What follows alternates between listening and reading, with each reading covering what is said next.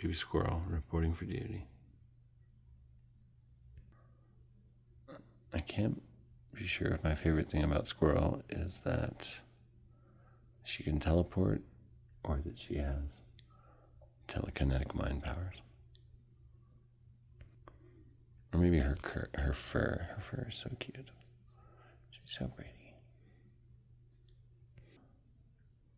Pretty much looked at all the books in this half of the room on this channel. Antique books, sci-fi books, science books, Southwest books, nonfiction books. And I looked at this bookcase that's half single authors. Dostoevsky, Joyce, Woolf, Joyce, A.G., Wodehouse, Shakespeare.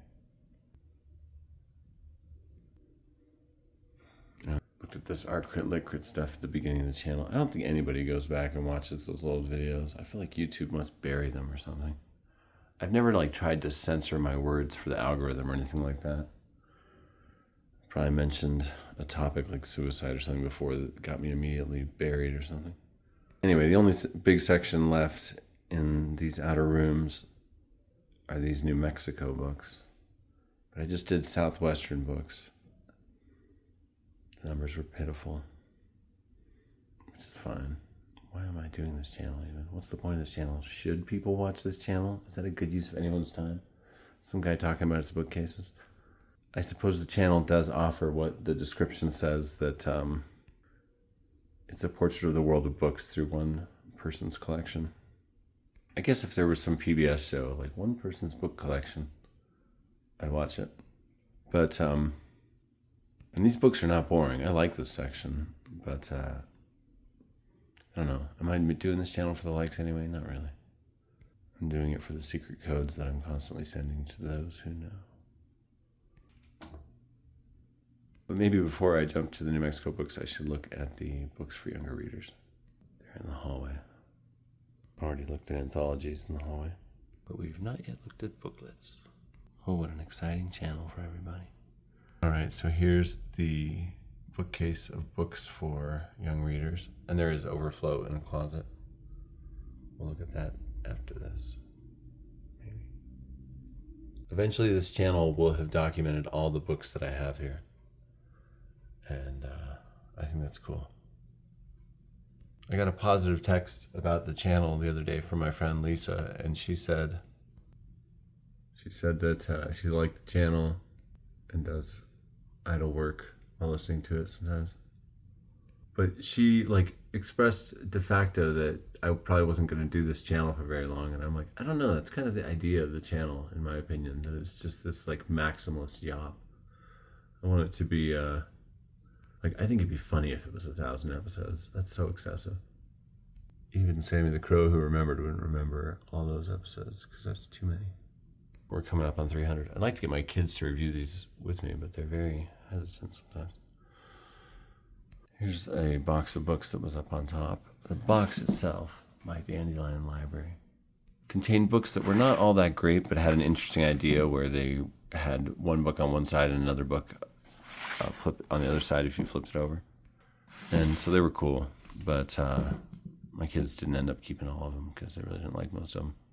I mean, Babar's honestly pretty mid, But here's a book. I think this one meant something to me when I was younger, and it meant something to my kids too. I loved this book, and I love the title. All about strange beasts of the present. Also amazing. Maybe I want illustrations like this in my book with just a couple of tones. That's so cool. Now I want it to be real simple so it can be printed in paperback, but that just looks so good. Dang. There are a lot of strange beasts in the present.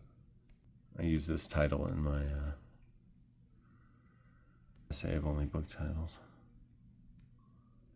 Anyway. Okay. I used to have a t-shirt that I wonder if it was based on this drawing. It depicted something much like this. From Ames Brothers. A giant squid, 8 feet long, will not hesitate to battle the sperm whale that may be 60 feet long. Wow. Yeah, sometimes when my kids were little, they'd be like, what should I read? And I'd be like, read this. Hagen read this once, and he was like, that was great. This is an interesting book and a somewhat beautiful copy. The Bat Poet by Randall Jarrell. He was sort of an E.B. White type, a poet and essayist who also wrote books for children. He wrote The Animal Family and The Bat Poet. Those are probably his two most famous. He's got some minor works. He died in a car crash too young. I worked with a Jarrell recently. I always wanted to ask her if she was related. Heard this guy was real mean in workshops. Like left people in tears. Like creative writing college workshops. Oh, pictures by Maurice Sendak. You know, sometimes though, those workshops, like, I don't know. That's just how it went sometimes. I think we all said some strong things. This is a charming book for young readers about a bat that wants to stay awake in the day so he can write poems about it. And it incorporates the bat's poems. And, oh, it's got these great drawings. Or woodcuts or whatever they are. Maurice Sendak, Where the Wild Things Are, that guy. He also illustrated The Animal Family, which is really cool. A makeshift family that comes together. A hunter, a mermaid, a lynx, and a bear. I think a baby, too. I can't remember. Well, I think chess is really cool. I don't know that I've ever gotten through a whole chess book, but I've definitely consulted a few, and this one's pretty cool, full color. I mean, chess is just awesome. I'm not saying it's the only game that's like this, because, like, there's Go and other old games, but Mahjong. But chess has been polished for, like, a millennium, and it's so elegant and interesting. And sometimes when I feel like I'm in a mental, emotional, intellectual, everything torpor, I feel it wake the circuitry of my brain up and bring it crackling to life. It's crazy. My son got really into it and had a shelf of trophies from all the state things he won in chess tournaments. He's so smart. Goes to a fancy schmancy private school on a full tuition scholarship because he's just like smart, and he plays varsity soccer. I feel like doing headers is going to like subtract from your intelligence, man. Pele did not end up very cogent. I'm all for sports and stuff, but I'm like, don't make that like your signature move, man. Anyway, yeah, I got some great pictures of my kid playing around on the statues outside of UNM when he had all these medals around his neck one time from a chess tournament. One time we played in an abandoned Hastings, like an old record and media store. Not we, he, but then all the parents mill around. Oh, hey, what's up? I kind of remember you from some other thing. How's it going? Here is a neglected author of my childhood who has really been neglected, Lois Lenski. She's so interesting. She really I mean, that's like my kind of patriotism. Just like was like, let's celebrate all the different people that live on this beautiful continent, and let's make it easy for kids to experience empathy with other kids. Like so many of her books were about kids from marginalized groups having unique regional experiences, and she's awesome. We also have a picture book in the closet somewhere of a book called The Little Auto or something like that, and it's like about an automobile as if it's like a total novelty. Recently, I was reading Green Mansions, 1904, by W.H. Hudson, a Venezuelan. Well, it's complicated, but you know, he lived there. There's a video on that, but that book I think contains one of the first that I know of printed metaphors in a work of literature comparing something to a car. It says the Beatles crawled up a hill like little horseless carriages. Whoa, 1904. That's before Henry Ford, you know. I mean, maybe not before he lived, but before he had, you know, made cars the mainstream thing they became. You okay, Prisma? Where you get depressed? I'll play with you more. Lois Lenski is perhaps best remembered for Strawberry Girl because it won the Newbery Medal, which keeps it in print. Also, it's a sensational Hatfield-McCoy's type feud book. It's crazy. She said she had to tone it down for the book so that kids could read it. Her stories are often based on true things.